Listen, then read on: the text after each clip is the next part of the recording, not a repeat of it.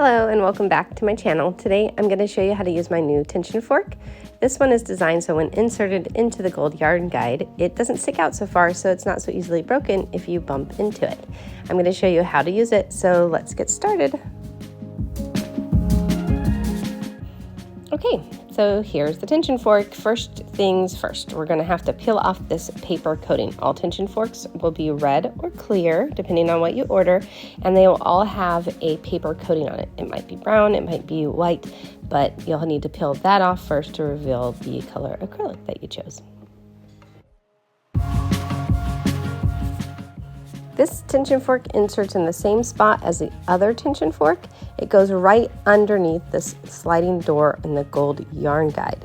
So you're just going to open up the yarn guide and slide it right in.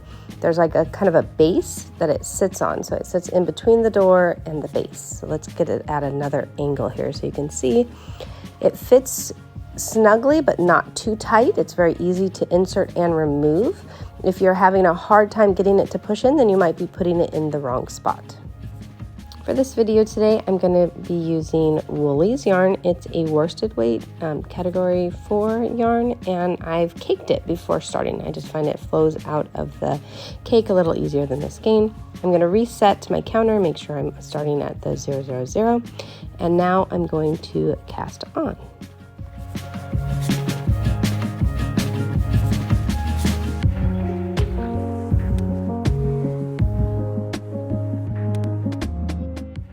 When you're back at the beginning after the initial cast on row, you're going to thread the yarn through the gold yarn guide just right under the door and out that center hole. You don't want to insert your tension fork in just yet because we want to do maybe 5 rounds. I call them foundation rows, just to make sure that all the pins have caught the yarn and that everything is flowing smoothly before inserting the tension fork. Now that we have those foundation rows finished, we can insert the tension fork and thread our yarn through to whatever our desired tension is. For this one, I'm using what I like to call tightest tension, which is the first hole and the second hole. On this tension fork, you will, when using tightest tension, need to kind of drape the yarn around the side hook. This helps make sure that the yarn does not pop out of the tension fork as you are knitting. Now it's time to cast off. So once you've done your desired amount of rows, you can then trim your yarn and cast the yarn off. I was going to show kind of a little bit of a slowdown of how I do my casting off. I use a metal, like thinner darning needle. I find it easier to get it in between the little pegs where the pins are.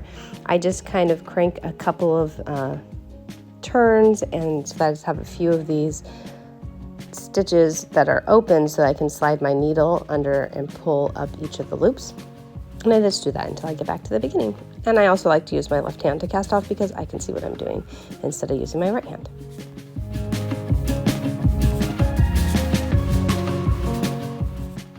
So here we go. Now here's our tube with nice, neat, and uniform stitches. And you'll find these results happen every time.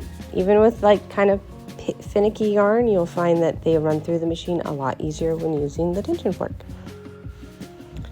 These two tubes have different tensions that I use. This one is the tightest tension, and then the other one is just tight. I want to show you guys how the tension fork works using different tensions. So I'm going to show some sample tubes of 3 different tensions. When you get the tension fork, it will come with an instruction guide, and on the instruction guide, it's going to have suggested tension for you for different yarns. I also have labeled the holes. The reason why there's numbers on the holes is because it's easier to explain to people what tension you're using when you can tell them to use hole 1 and 2, or hole 1, 2, and 3, depending on what kind of yarn you're using.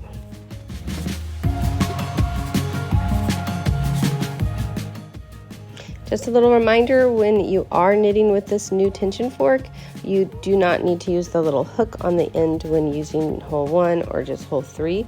You only need to use the hook on the end when using hole 1 and 2.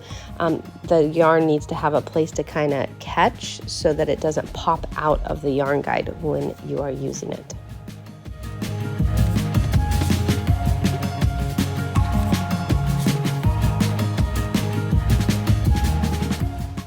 And here are the 3 tubes with the 3 different tensions that I was showing you.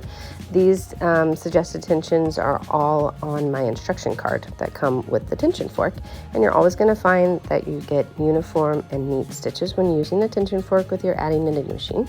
And if you're wondering what I'm making little pumpkins, and I'll be sharing a video next week with how I made these. Thank you so much. I hope you enjoyed this video. Please don't forget to like and subscribe.